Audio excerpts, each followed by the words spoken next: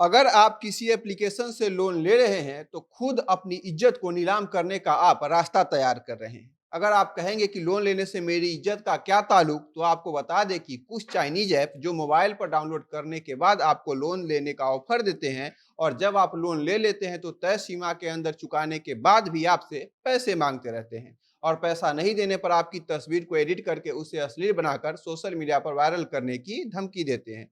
जानिए कैसे भारत के लाखों लोग आज इस चाइनीज ऐप द्वारा दिए जा रहे लोन के जाल में फंसकर अपनी जिंदगी में परेशान हैं। उनका जीना दुश्वार हो गया है। कैसे ये चाइनीज ऐप्स आपकी फोटो, आपके परिवार की फोटो को अपने पास से स्टोर कर लेते हैं, फिर कैसे आपको ब्लैकमेल करते हैं और आप अपने लिए उस लोन के कारण कभी कभी आत्महत्या तक करने के बारे में सोचने लगते हैं, और कैसे इस तरह के फर्जीवाड़े से आप बच सकते हैं, सब आपको बताएंगे। नमस्कार, मेरा नाम परितोष शाही है और आप जनता जंक्शन देख रहे हैं।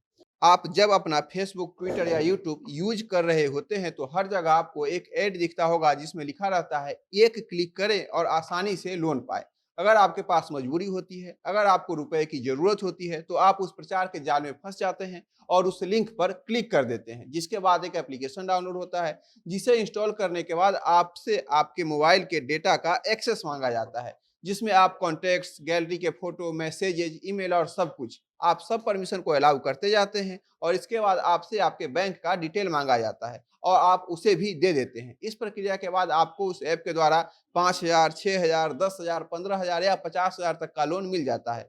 आप तो खुश हो जाते हैं कि हमने घर बैठे बस 5 मिनट मोबाइल में समय दिया और हमको लोन मिल गया। आप इसलिए भी खुश होते हैं कि बैंक में लोन का चक्कर कितना बड़ा होता है। आपको एक विंडो से दूसरे विंडो से तीसरे विंडो जाना पड़ता रहता है, तभी लोन मिलेगा या नहीं इसकी कोई गारंटी नहीं होती है। लोन लेने के बाद आप मन ही मन खुश होते हैं और महीने दर महीने इस लोन को ब्याज सहित चुकाने लगते हैं।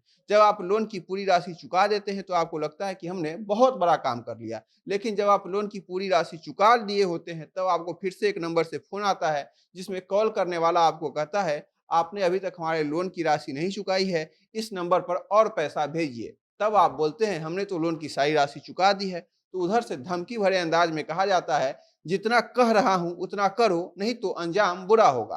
तब आप सोचते हैं कि क्या ही कर लेगा, इस तरह की धमकी तो फ़ोन पर हम लोग सुनते ही रहते हैं। लेकिन इसके कुछ देर बाद आपके व्हाट्सएप पर एक तस्वीर भेजा जाता है, जिसमें चेहरा तो आपका होता है लेकिन उसके नीचे किसी और आदमी का शरीर होता है जो पूरी तरह से निर्वस्त्र होता है, यानी वह कपड़ा पहने हुआ नहीं होता है। मैसेज देखने के बाद तुरंत आपको उसी नंबर से एक फ़ोन आता है। वही आदमी बोलता है कि जल्दी से पैसा चुकाओ वरना इस तस्वीर को सोशल मीडिया पर डाल देंगे।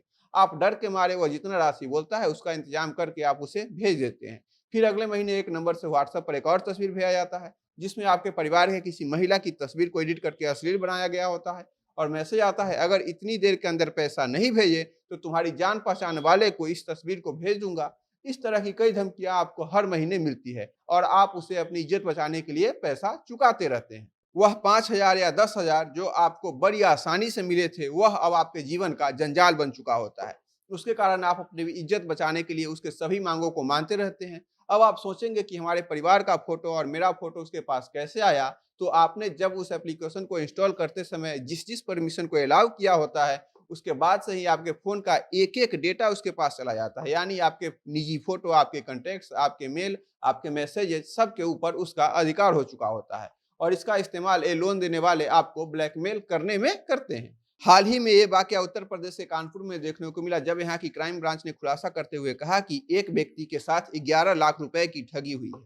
जब इस मामले के तह तक जाया गया तब पता चला कि यह आदमी चाइनीज ऐप से बस 50,000 का लोन लिया था और अपनी इज्जत बचाने के लिए हर महीने किसी न किसी तरह से इस ऐप वाले को लोन देने के लिए दूसरे लोगों से पैसा लेकर उसे भेजता था। जब उस फ़ोन नंबर और मैसेजेज को ट्रेस किया गया तब पता चला कि उस फ़ोन नंबर का लिंक सीधा चीन के हांगकांग से है, और करीब 2500 से ज़्यादा ऐसे फ़ोन नंबर अभी भारत में एक्टिव है, जो इस गिरोह से ताल्लुक़ रखते हैं। जो लोग अपने आपको फ़ोन करते हैं, आपसे हिंदी में बात करते हैं, आपको धमकाते हैं, उन सभी लोगों को चीन और हांगकांग में बैठे लोग निर्देशित करते हैं, और उनके निर्देशन पर ही ये लोग आपको तंग करते हैं, आपको धमकाते हैं। जितना पैसा आप उन्हें देते हैं उसका 30% इन फ़ोन करने वालों को मिलता है और 70% सीधा चाइना में बैठे उन फर्जी ऐप वालों के अकाउंट में जाता है।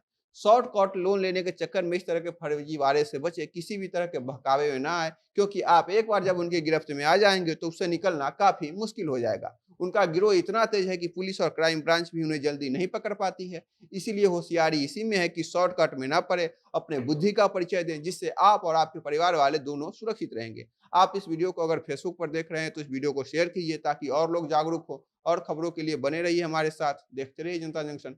कैमरे के पीछे हमारे सहयोगी हैं विशाल। बहुत बहुत धन्यवाद।